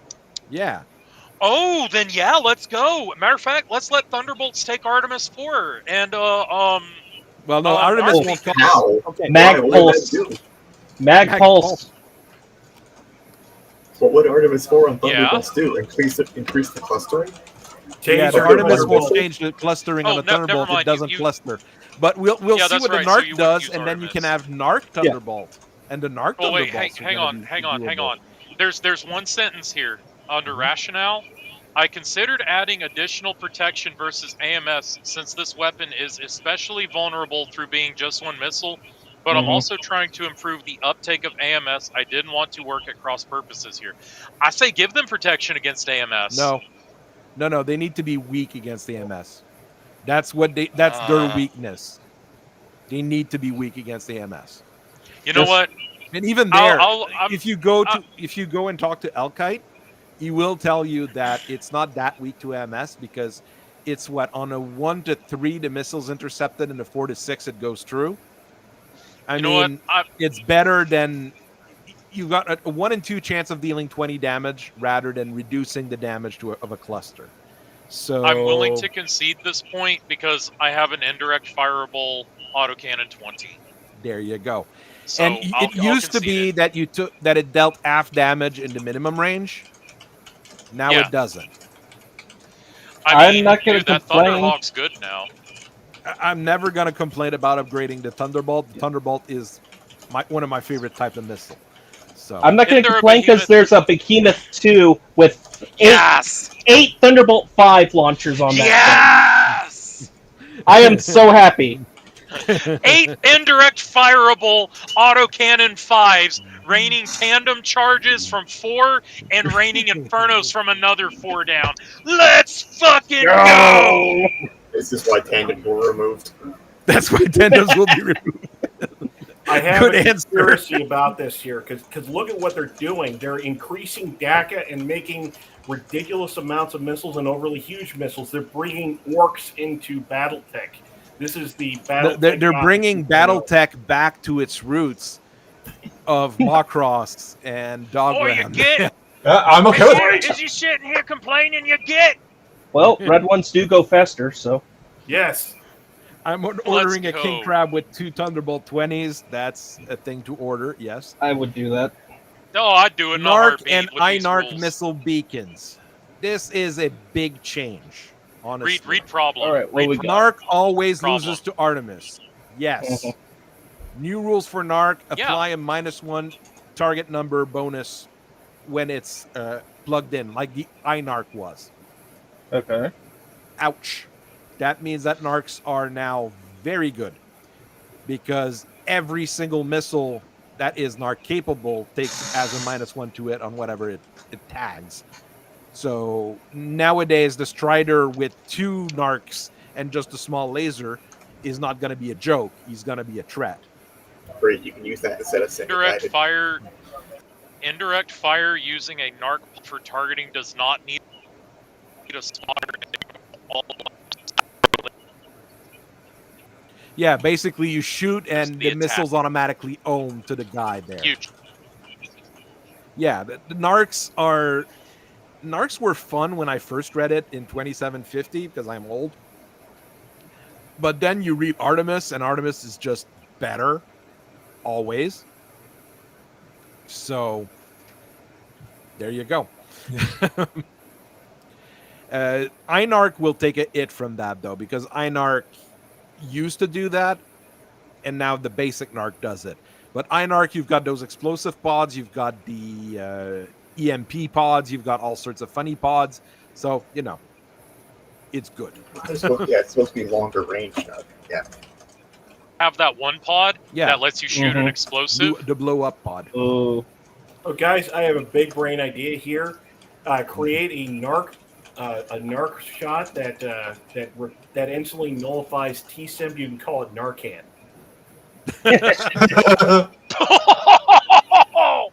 Hey, and don't forget, the clans, even though they do that singular warriors type stuff, they never got rid of the Star League era Narcs. There is The a sea Storm Pro variants. with Narcs. Yeah. there's an adder with Narcs. There's That's one of the not a dual whole lot LRM of extra versions. Narcs, but I mean, you can pod it in just about anything anyways. It's not like it doesn't exist. There's a lot of Yeah. missile mechs that also have their own narc. Which Yeah, feels well, I off. mean, that makes sense. Especially SRM mechs with Narcs. Those are really good. There's a Oh, few yeah. dedicated narc carriers, though. Ugh, this is- not many. Like, this is a great goodness, change. It's I like- easier to have. It's easier to be a missile carrier and have a ancillary Narc than it is to be a Narc carrier. Like, realistically, Mhm. this is great, man. I mean, Ooh. I mean, Naga 2B Narc. With physical weapon with claw. quad LRM-20s. Ooh, claw. Claws. Claw. Ooh. Change base TN modifier to a 0. Yes! So There claws we actually go. hit now.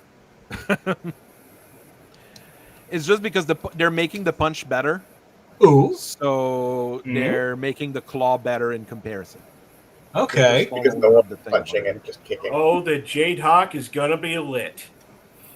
J-Dog's The already Kanito, Uh, the Kanito, the Jade Hawk, the the There's a lot of parakeets guys are out there with eating good. claws. parakeets The are charger. eating good.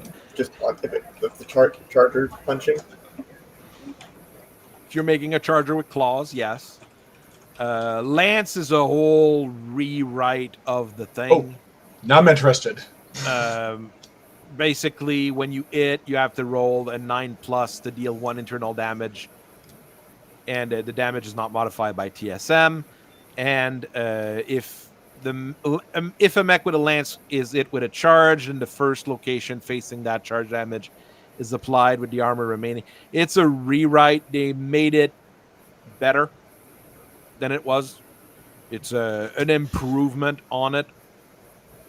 I still wish you could use it while charging, like you're supposed to use a lance. No, it's because it's poorly named. It's not a lance. It's a pile driver. That's what a lance is. It's a pile driver. If you want to bring the armored core guys, just call it pile bunker. There you go.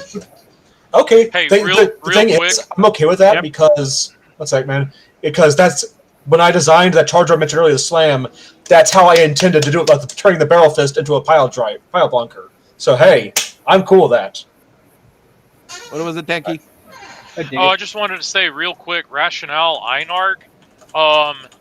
Basically, I think that I might be missing. No, I'm not. But it seems to me like you're not going to be able to scrape Einarch pods off anymore like you used to could, because the bulkier launcher, blah blah blah, the bins, ammo explosion from Einarch bins is a sufficient enough punishment. So you're not going to be able to brush the pods off with a chance to hit yourself, freeing up 3 paragraphs, 220 words, 220 words just to say you can scrape them off, but you might punch yourself. Nope, ammo explosion's good enough. There you go. Like, this is sensible shit, man. Mace, delete the piloting skill roll for missing with an attack. Yes, I've got The Neanderthal just got good. No, Neanderthal was still a hatchet. There's very few mechs with maces to begin with because it was bad. And the biggest problem of the mace is that it's very, very big. So you can't stick a mace on a 100-tonner. I think the biggest mace you can put is on 80-tonner, if I remember right. So, It'll be interesting to see if we see some more Mjolnirs running around. Yeah, Mjolnir, we might be able to use it. Yeah. It deals a decent amount of damage with Stead Mace. So. Card on the Neanderthal. You're breaking up again. You're breaking up really bad.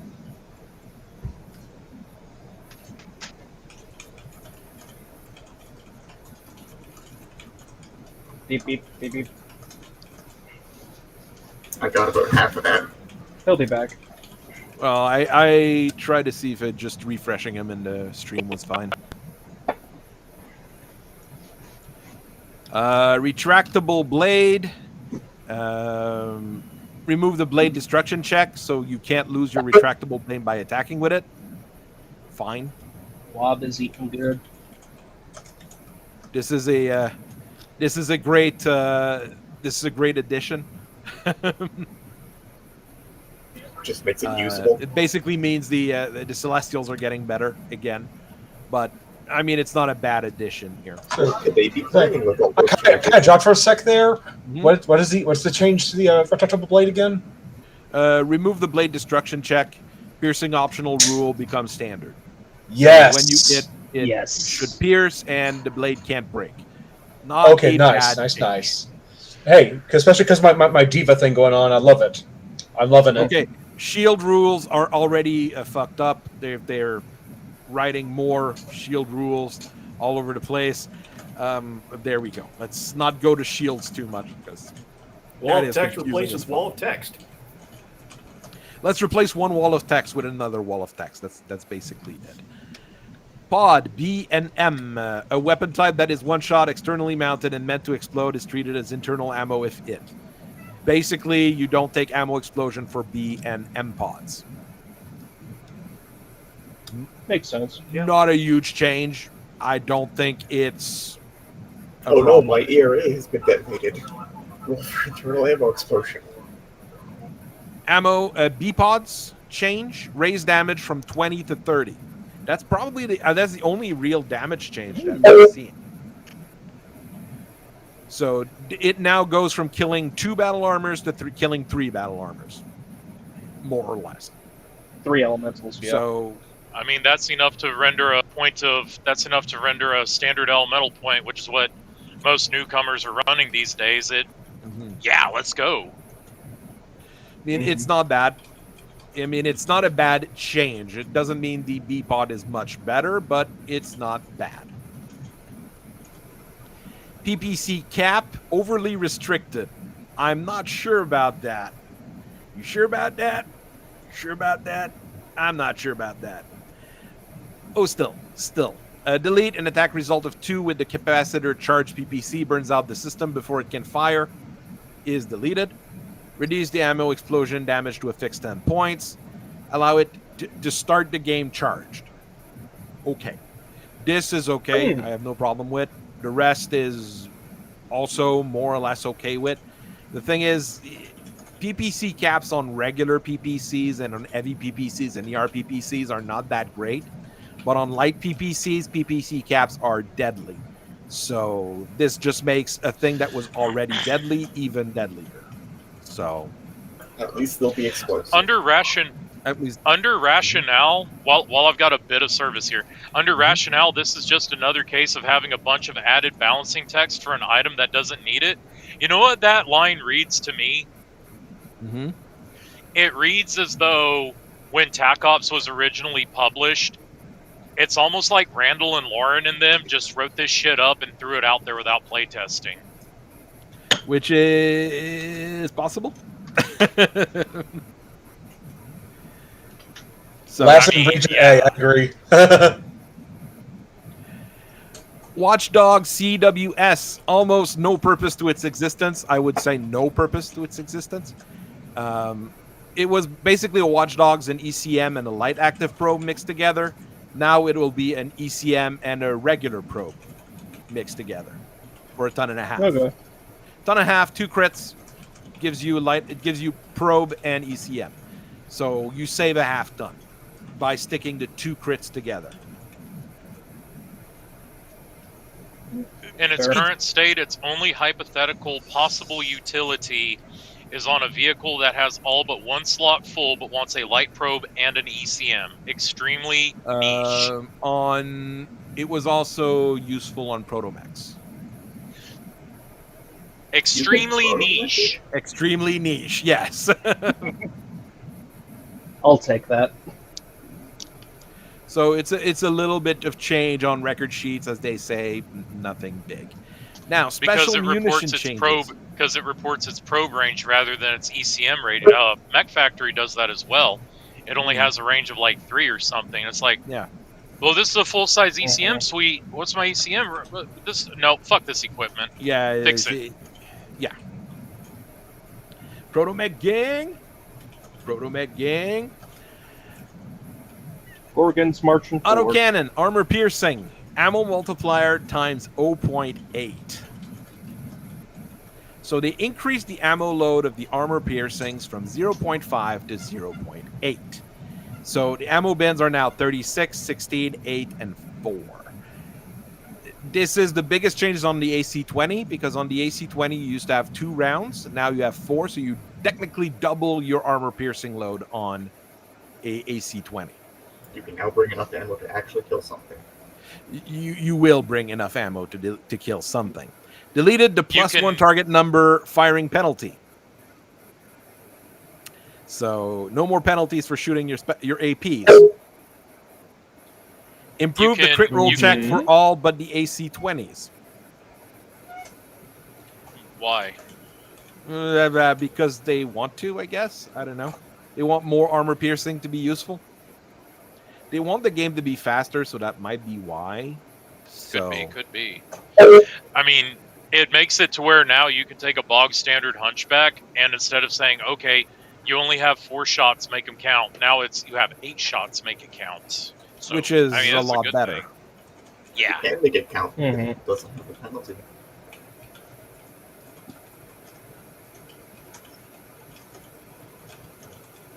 So the armor now defeats the special protection of ballistic reinforced armor. Ferrolam works as it normally does, and no longer negates the AP effect. Ardent armor continues to interact with our AP ammo as it does now, so no AP effect. Combined, it hopes to make the AP competitive against the currently far more preferred precision ammo. The current AP version is largely a joke. I wouldn't say that, especially on AC2s. Yeah. AC2s with armor piercings were funny because you could just plink at a long range, and every once in a while you crit, and it was funny. I was trying to design loadouts for the Sable, and one of the rifles I designed for it was the light AC2. For that reason. I mean, hey, wait a minute. Am I understanding this correctly? Is that when I make my determining critical hit, I apply a -2 modifier to my roll? Is that right? Well, it depends on the size of the gun. An AC4, it's AC2 is a -4. Well, yeah, using -3, those guns for -2, example. Yeah. So it depends on the gun you're I'm shooting. tracking now. So it depends on the gun you're that shooting. -2, and that modifier is applied to my roll, not to the actual crit chance. Well, no, it's on the crit chance. If you have to roll an 8 normally, you have to roll a I have to roll a 6 now. Yeah, a 6 or a 7 or something. Mm-hmm. Okay, I'm tracking now. Sorry. So you're telling me take a whole bunch of AP rounds on a AC2 carrier and just plink away all game. Once again, the Jaeger mech and actually the assassin now are vindicated. The assassin doesn't carry an AC2. It has an AC5, don't it? The Vulcan carries an AC2. Ugh. Vulcan. The Vulcan is vindicated. We vindicated the Vulcan. The Vindicator. It didn't need vindicated anyway, but the Vindicator is vindicated. It has a PPC, not a cannon. I thought it had an AC10 variant. Okay, the one that I know. The Shadowhawk is definitely vindicated. Yes, Shadowhawk. Across the whole board. Every single thing improves the Shadowhawk. Yeah, the Shadowhawk's kind of shining right now. Shadowhawk fans are really good. Precision, ammo multiplier time 0.8. They're also increasing the ammo load on precisions. Shadowhawk pellets are eating good right now. That they said we're making the armor-piercing guns a joke. I mean, they'll still be a joke because the precision also have more ammo, so people will still just load precisions. Okay, we finally got. But I know the people in your group, Anki, only let people use precision rounds on AC2s, but most normal people load precision rounds and everything. So I mean, the neat part about that rule though is that if me and my opponent agree that special munitions and autocannons other than AC2s are on the table, then that's just how it is.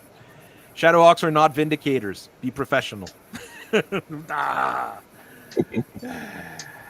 I'm sorry, y'all. I thought there was a Vindicator with an AC10 refit. My bad. No, they're all PPCs. It's the Snake that has an LB10 or a plasma rifle. You know. Okay, then the Enforcer's vindicated. Yes. The Clint is vindicated. Yes. The Bushwhacker with the regular AC10 rather than LB. Oh, actually, yeah, bigly right there, and the Centurion. So I mean, yeah, autocannon bros are winning with this. Yeah, the autocannon needed all the help they could get. So. Oh yeah. The Hammerhand. Oh my God, the Hammerhands is gonna fuck so hard now. The C3 Hammerheads with the Rack 5? It's gonna fuck so hard now. Unless you roll a 2, then you blow up. But that's just the price you pay for being cool. Okay, missile acids. C3 I don't know many people who play acids, but reduce the cluster hit table modifier from -2 to a -1. So the 3 guys who play acid missiles will be happy. The three acid droppers are happy. There you go. I mean, overall, I would say those gear changes are good. There might be a few things here and there that I don't agree with, or things like the AMS I would have made better than what they've done. But those are not bad things, and it's not the first time. This is one of those cases where it's not the first time that they adjusted all sorts of things. Some of the adjustments here are much bigger than what we've seen before, but it's pretty good overall. Okay, it's not a... This is, in general, the gear changes I would say on the table are good.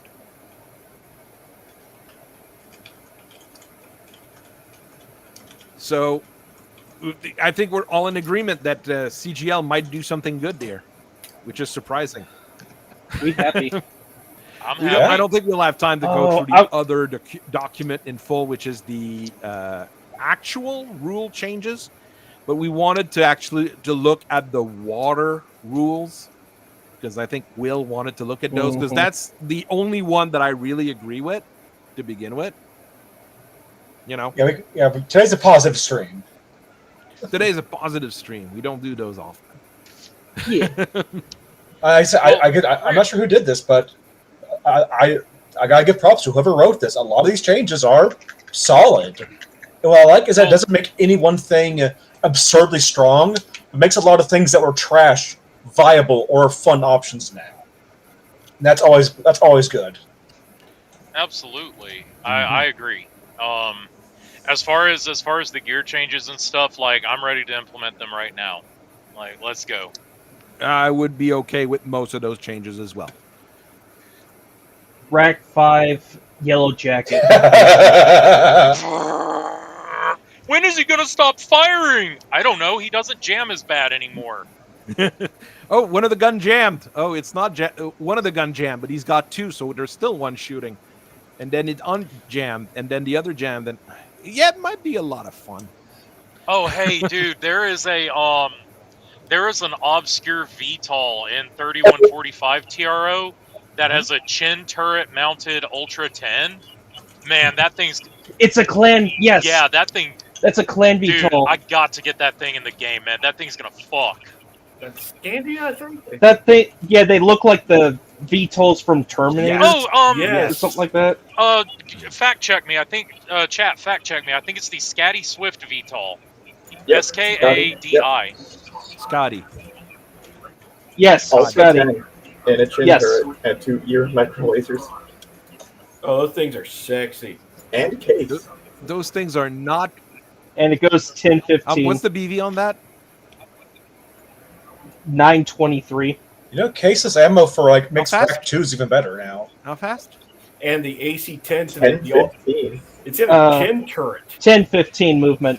This is a nasty VTOL. This is a very nasty... It's a clan VTOL. Very nasty. But a lot of people have it. Um, Seafox sells them, that's why. So everyone has the damn... I mean, I can see now a VTOL with a pair of Thunderbolt 10s under the wings. Oh, the All right, Kamakari. I'm making it. I'm making it. This is going to be... No, the DCMS already has that. The Kamakari VTOL, I believe, has a Thunderbolt 20. No, but I want 2 10s so you can shoot more of them. And he's gone. I'm seeing a Kamakari with a PPC and a Thunderbolt 10. Two Thunderbolt 10s, yeah. There's the Kamakari with the improved heavy Gauss. Imagine if you have like the Narc Thunderbolts now, so -1 to it at a decent range that you can shoot indirectly from a VTOL, like all the nasty stuff. All right, VTOLs are even good too. Dude, the Scatty VTOL with that UAC 10 and these rules is now unequivocally the Fire Moth killer. Yes. There's going to be fun things around. Doesn't that also apply to fighters and all of their ultras? Oh no. Oh, hi, Mechbuster. Oh no. Wasn't there a Mechbuster with a Thunderbolt? There's a Mechbusters with an Ultra 20. Oh, what's that? The jamming rules just made Ultra 20s fucking scary. Ultra 20s were already scary. Now now they're super scary. Yeah, until they jammed. Which was always happening the first time you shot it. Whenever you shot an Ultra 20, the first round, it always jammed. So yeah, it was scary until you shot and it jammed. Now it's going to be scary, period. Oh, the AHABs. Yeah, oh man, the Cygnus got a buff. The two UAC 10 Cygnus got a buff. I prefer to one with Ag now. Isn't there a pillage? Go ahead. I was about to say the Direwolf Prime with its 2 piddly UAC 5s got a buff. Yeah. Summoner got a buff. Yeah. a whole lot of things got a buff there. Doesn't the Pillager have a twin UAC version? Or am I just insane? You said 20 rack. I don't want a rack 20. That No, would be very a Pillager. No, a Pillager with a twin UAC. No, UAC. Pillager's twin and a twin LBX. Oh, that's what it was. The Xerxes with a twin Ultra 20. Good God. Yes. There. Now that is Clad Fire air I'm pretty support. sure there's a Fafnir as well that has that. I mean, we're getting to the point where we're actually happy. It's insane. Like there's a bunch of Lyran assaults out there that have a LB-20 and a UAC-20, and for the longest time, and I think there's also a Hunchback 2C that might do that, but for the longest time I was like, okay, this is there so that way when the UAC-20 inevitably jams, you still have the LB-20 to back it up. But now it's like, shit, we're in it, let's go. No, the Hunchback 2C4 is just dual rack 5s. Which is still glorious. But it has 80 shots already. It has 160 like shots. 160 caseless rounds. And it jumps. It's basically you press the button at the start of the fight, and when this fight ends, you release the button. Hello, Gundam Heavy Arms Custom. There you go. And there's possibility for some homebrewed aerospace units too. I mean, can you imagine a Zeppelin armed to the teeth with ultra autocannons? We're talking AC-130 stuff.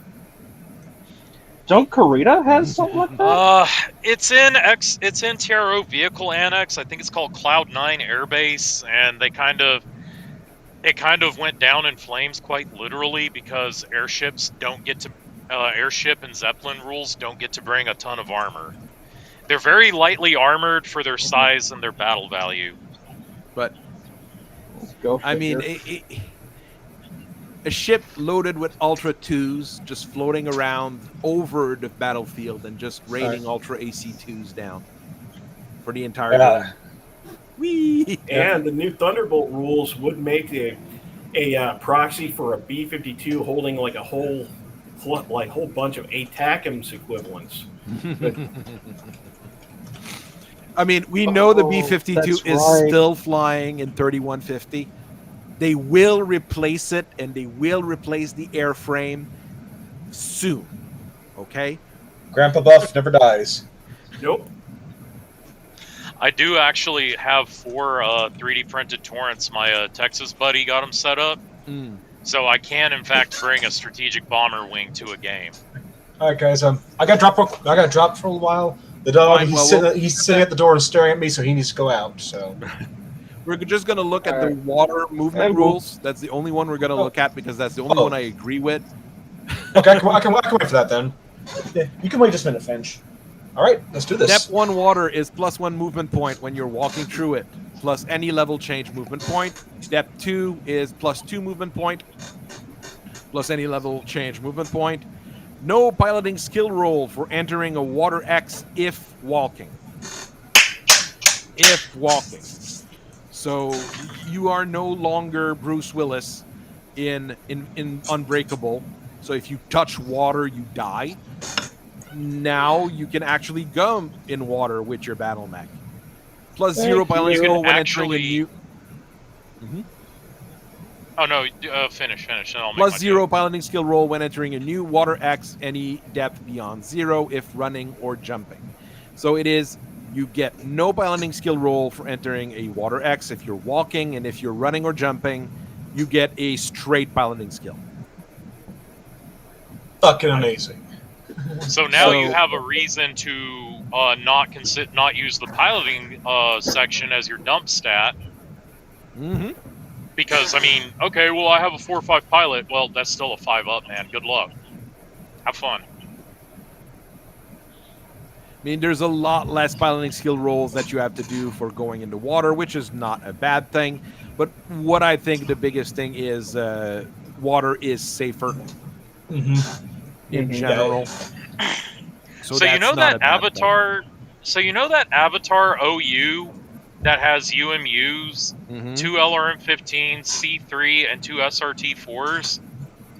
Now, I can have it sitting in depth 1 water, firing a C3 guided LRM bombardment, and then I can just walk it back into the water, and I'm good to go. I'm not afraid anymore.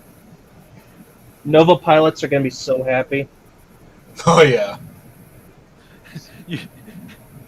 I just imagine you folk on panel talking about water wings for your mechs if you're falling in water. Oh, hey, I was about to put water wings in my longbow. Every time that thing touched water, it fell over and drowned. Like, I would personally want skill bonus. I mean, at some point, here, this would probably be good. We're not going to look at all the other rules there, but this is, I think, a good change in general. So, not a terrible thing. I think it makes it more fun. Like now, you can take your king crab, and your hermit crab, and all of your other fish and water critter named mechs, and you can actually move them through the water and not worry about them ironically dying to water. There you go. Aqua Gladius. The marine mech actually can go marine. Right? If you want a weird mech, the Aqua Gladius is near the top of the list. I played it, and it was hilarious. I just swam across depth 3 water to the other side. It was wonderful. I will say one thought came to mind. With changes to caseless ammo and racks, that actually makes rack 2s even better, because like a single ton of ammo is going to give you 90 shots. So that actually makes it even nicer, I think. Aqua Gladius needs to be retconned because it has a flail. Well, that's just one model. It could be worse. There's going to be other things here. There's a lot of other rules that they're messing with. We're going to do it next week. We're going to look at the other document next week. And if you've got more documents coming up, we're just going to pile them together. I mean, this was an interesting discussion. We had a lot of different things to talk about. And I think we needed some positivity today in general. Yes. Well, hey, let's shit on that. Can we shit on that real quick? What do we think about the official one they put out about the Proposal 1 side hit location and Proposal 2 explosion damage cap? Well, Will can go if he needs to go, and we'll just talk about those real quick. I will say I do kind of like the idea of an ammo explosion cap. I like the idea, but I'm not sure. I'd have to see how it looks later for in practice. See how it works. I'd have to find it. The main changes, the one that they announced this week, basically they delete the side it tables, and you get it more on the side. You get it. I'm not a fan of it just because Battletech is supposed to be like the mech keeps moving. The mechs are not big lumbering things like in the video games. They're agile and mobile. Yeah. Now I can understand the logic behind it, but at the same time I'm like, I could take or leave that. I think leave the hit locations alone. I think they've been away for 40 years. Let's leave them alone. I am okay. I would also say that leave the id table alone. It's not a horrible idea, but I don't see it as a necessary change. If that makes sense. My milk toast middle ground fence sitter position on this is that what if you just get rid of the side? If I'm shooting at you from the left side, just get rid of right torso, replace it with left side torso. Otherwise, I can still hit But hang on, but otherwise, I can still hit your right arm or your right leg because you are moving. Right. See, so there's still a chance to hit those arms and legs, but not a chance to hit the right torso whatsoever. That's my argument. I'm actually okay with that. But that would make it more complex, which is not what they want. They want to simplify things. Right. So, yeah. But the problem is by doing that, Intersphere XL engines are even worse than they currently are. And any mechs that has their ammo stacked on one side, which are happening. That's true. But it'll just make it easier to focus down the side like that, which tactically makes sense, but at the same time, it's not as fair for tabletop balance, I think. So, I mean, that one we'll discuss more at some point, I guess. Yeah. Ammo explosion capped at 20, 10, or 1. Standard ammunition explosion deals a maximum of 20 damage. Resolve as normal for ammo explosion. I'm gonna hot take or not. I'm actually okay with this completely because, as funny as it is, the whole machine gun ammo bomb thing was kind of stupid. There are things that could be corrected. That's been the stupidest thing in this game for 40 years. Machine gun ammo bombs has been the stupidest thing. So I'm okay with that. Nope. I want to see mechs blow up all the way from orbit. Exactly. Get it chained together. Is it when I cook off that MacDog A with all the SRM ammo in it, I want to see it from orbit. Now that makes sense. I want it to record on the Richter scale. Yeah. Yeah. That too. I want it to cook off the engine and then it detonates the engine. Oh, by the way, my group does stack pull engine explosions as standard because it's funny. Okay. The one where you roll with the if you roll 12 on 2d6, it goes off. Okay. Sure, I've never had that happen to me, but yeah. I played in the camp when we had a little campaign going. We had that rule where if a mech was cored out like that, or it took the engine hit, like 3 engine hits. Basically, he had it's just a straight 2d6 roll. If you roll a 12, it goes boom like supernova. Major, you can run in water, but you have to do a piloting skill check, from what I understand, if you do. So, which love the water change, and that makes sense because if I don't know how many of y'all have ever walked through a creek or something in real life, but other than slippery rocks onto your rubber-soled shoes, it's really easy to walk through water. Yeah. It's running through water that becomes a problem. Yeah. Major, deeper water are still the same rules, I think. Yeah. Okay. Ammo explosion caps, basically standard ammo, 20 damage. If you've got a case, it's a maximum of 10 damage. And if you've got a case 2, it's 1 damage. Following the rules of the gear. So if it's an ammo explosion in the torso, it damages your rear armor and not your internals. I like it.